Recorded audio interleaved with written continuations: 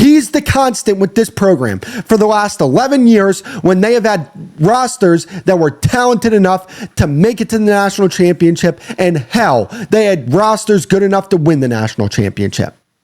For them to not get to the national championship last year with the path that they had to get there, shame. The fact that you just lost to the UCLA Bruins, who haven't won a game all season, shame.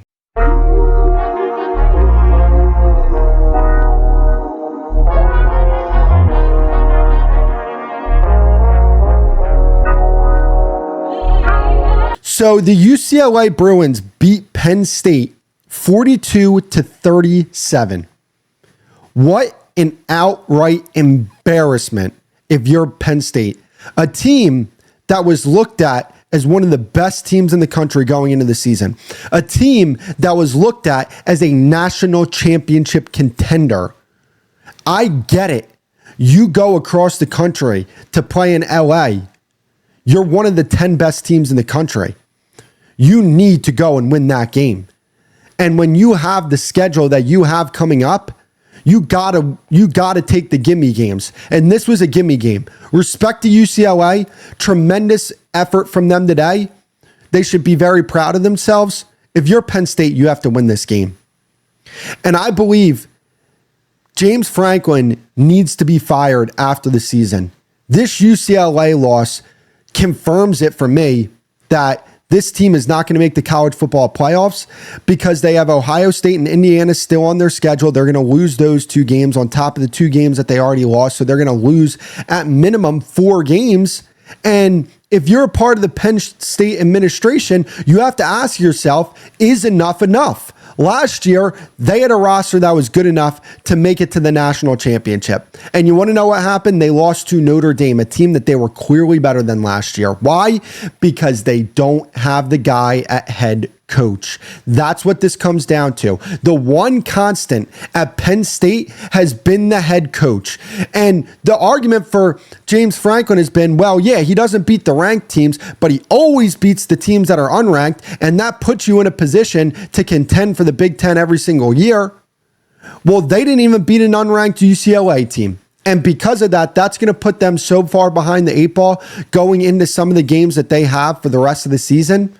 They're not making the college football playoffs. And you have to ask yourself, is enough enough already? Yes, James Franklin, he does some good things for the program. They recruit pretty well. But at the same time, I don't understand why Penn State would be scared of moving on from James Franklin. You're Penn State. You're one of the best programs in the Northeast. People are going to want to coach your program. Recruits are going to want to come to your program because you're Penn State. You can do better than James Franklin. You flat out can. There's no doubt in my mind about that. That's the type of program Penn State is. That's the type of prestige they have. And it's an absolute shame for the fan base, which, by the way, I'm not a part of. I know I got my Navy on, but I'm an Ohio State fan. But I have to keep it real. That is an absolute shame for that fan base, which is one of the best fan bases in college football. They have one of the best environments in college football when you go to one of their home games. And for them to year after year see rosters that are good enough to compete, and yet they know deep down inside they're not going to get to where they need to be. Why? Because of one man and one man only, and that's James Franklin. And he can act condescending all he wants. He can talk down to people all he wants. But here's the problem with Penn State. James Franklin.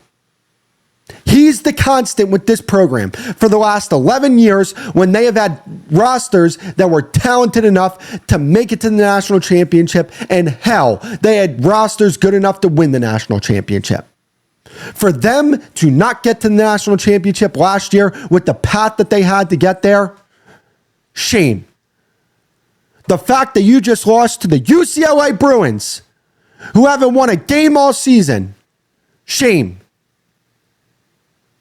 Absolutely ridiculous. If you're a Penn State fan, you need to be pissed off.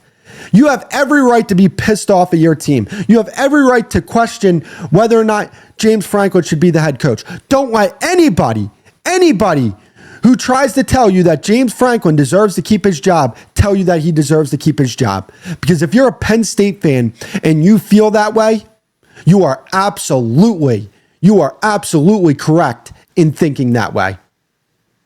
Year after year, talented roster after talented roster. And what happens? They fall short. And if they would have a better head coach, you're trying to tell me if they have Dan Lanning, they don't go further and advance, and maybe they beat Ohio State one of these years or Michigan one of these years? Do you think they couldn't do that? Do you think they couldn't do that if they had a Lane Kiffin or a Kirby Smart? Go out there and try and find one of those guys. You're Penn State. You're one of the biggest programs in the country. Coaches will be lining up to coach this program. As a matter of fact, I think that there are going to be coaches that come into this program, whoever the next head coach is, because I do believe they're going to fire James Franklin. Whoever the next head coach is will recruit better than James Franklin, coach better than James Franklin, and they will have better results than James Franklin. Because enough is enough for that program.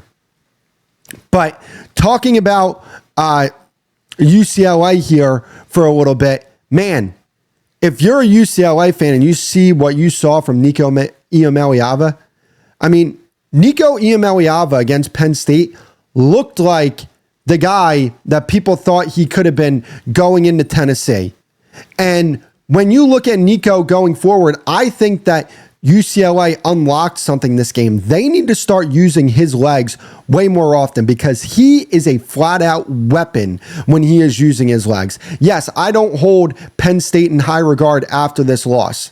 But I mean, I saw with Dante Moore, and Dante Moore had a good game against Penn State, but I think Nico was even better, which is saying something.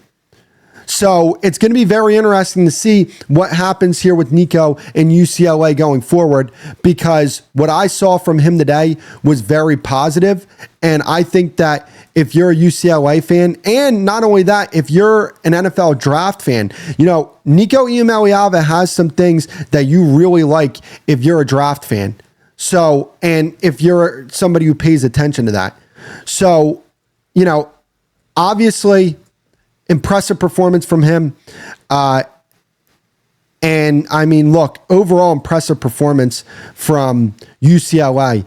I mean, you talk about Jerry, the UCLA offensive coordinator. I have trouble pronouncing his name. That guy is an absolute beast. He was incredible. He called an incredible game against Penn State. And wow, what a shocking finish to that game. And, you know, overall, UCLA, tremendous performance.